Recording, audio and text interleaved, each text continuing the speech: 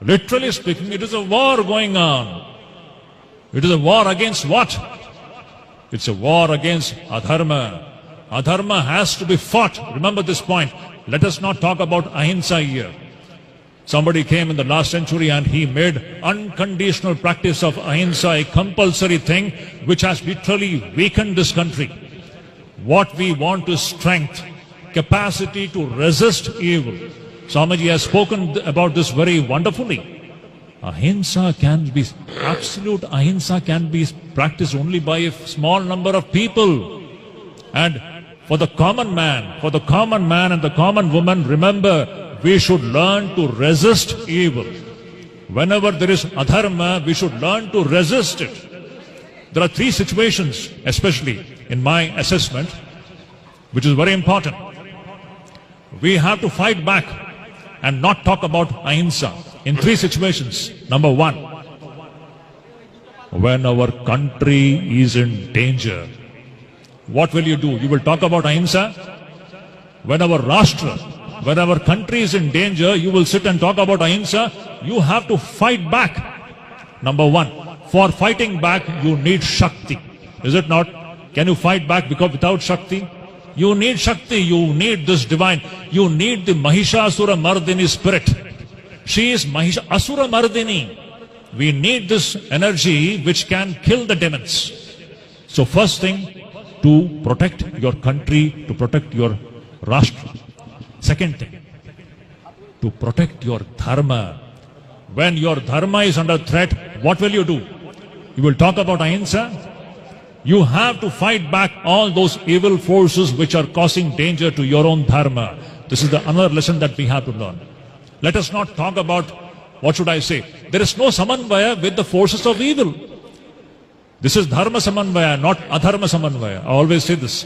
Samanvaya is not with the forces of adharma. There cannot be any friendship with forces of adharma. Adharma has to be vanquished in whichever form it is. Number three, when the honor of our daughters and sisters are in danger. Tell me, when the honor of our own daughters and sisters are in danger, will you be talking about ahimsa? This is nonsense. You should learn to fight back, to preserve the honor of our own daughters and sisters and wives. Is it not? So ahimsa, the practice of ahimsa, it is conditional. It depends upon the circumstances and situations. In all situations, you cannot do that.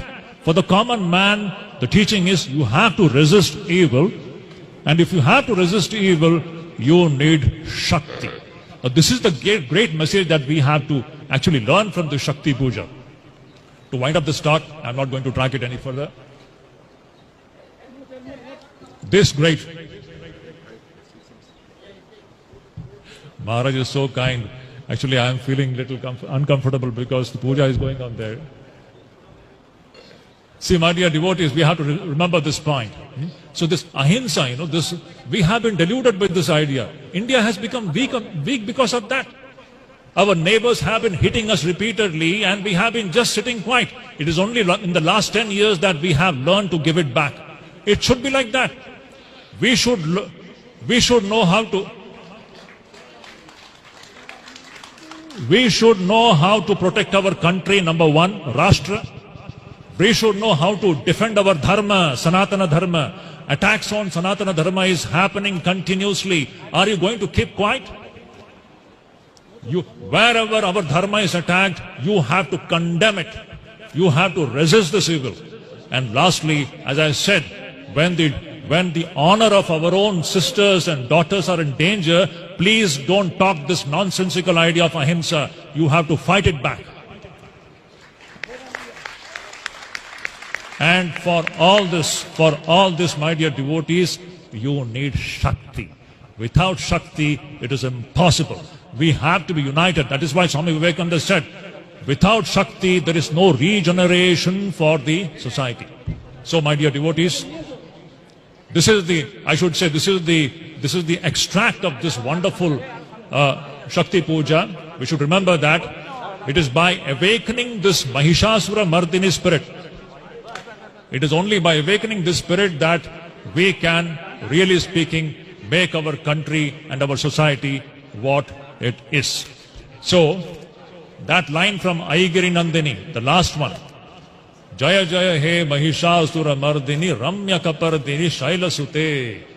This Mahishasura Mardini spirit, this is the one spirit with which we have to go back from this so-called puja.